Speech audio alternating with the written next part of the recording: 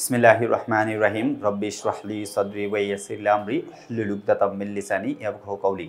প্রিয় শিক্ষার্থী বন্ধুরা, আমি মোহাম্মদ মানিক রতন আবার হাজির হয়ে গেলাম ইজি ইংলিশ ফার্স্ট পেপার বই থেকে মডেল কোয়েশ্চেন 4 এর আনসিন প্যাসেজের 4 এবং 5 নম্বর প্রশ্নের সলিউশন নিয়ে। সো আনসিন প্যাসেজটাকে ভালো করে পড়ে নেব। Let's get started. লেখা আছে, read the following text carefully and answer the question number 4 and 5. Charles Babbage was an English mathematician. Charles Babbage একজন ইংলিশ গণিতবিদ. He was a mechanical engineer who is best known for originating the concept of computer. Computer ধারণা আবিষ্কারের জন্য তিনি বিখ্যাত। তিনি ছিলেন একজন mechanical engineer. He was born on 26 December 1791 in London. লন্ডনে 1791 সালে 26 ডিসেম্বর জন্মগ্রহণ করেন। He entered Trinity College in October 1810. 1810 সালে ট্রিনিটি কলেজে ভর্তি হন। He was transferred to Peterhouse, Cambridge. ক্যামব্রিজে পিটারহাউসে তাকে স্থানান্তরিত করা হয়েছিল। He was the top mathematician there. সেখানকার তিনি সবচেয়ে বড় গণিতবিদ ছিলেন। He received an honorary degree without examination in 1814. 1814 সালে তিনি সম্মানিত স্নাতকোত্তর ডিগ্রি অর্জন করেন। He was selected a fellow of the Royal Society in 1816. 1816 সালে তিনি রয়্যাল সোসাইটির হিসেবে নির্বাচিত করা হয়েছিল। From 1828 to 1839, Babbage was a Lucasian professor of mathematics at Cambridge University. Cambridge বিশ্ববিদ্যালয়ে লুকাসিয়ান প্রফেসর হিসেবে 1828 থেকে 1839 সাল পর্যন্ত ছিলেন। Babbage is famous for inventing the first mechanical computer in 1822. অর্থাৎ ব্যাবেজ বিখ্যাত হয়েছিলেন মেকানিক্যাল কম্পিউটার আবিষ্কারের জন্য 1822 সালে।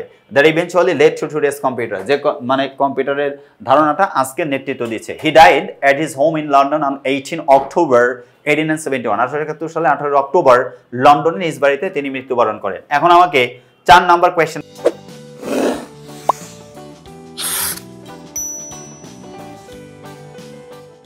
আনসার করতে হবে। কলজার ভাই বোন 4 নম্বরে বললো, complete the table below with information from the passage থেকে ইনফরমেশন নিয়ে শূন্যস্থান পূরণ করতে হবে।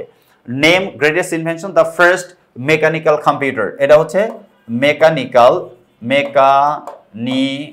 Mechanical computer.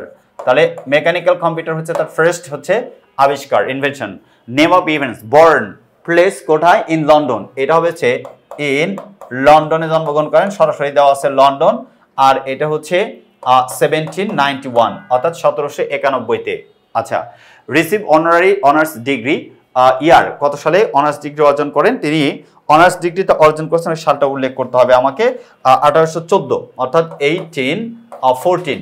ওকে, তারপরে বলছে ক্যামব্রিজ ফ্রম 1828। ওই যে Lucasian professor, appointed as Lucasian professor হিসেবে তিনি ওইখানে নির্বাচিত হয়েছিলেন। কি হয়েছিলেন? লুকাসিয়ান প্রফেসর হিসেবে। তারপরে লিখতে পারে লুকাসিয়ান প্রফেসর অফ ম্যাথমেটিক্স। লিখবো হচ্ছে লুকাসিয়ান প্রফেসর অব ম্যাথমেটিক্স। মানে ম্যাথমেটিক্স।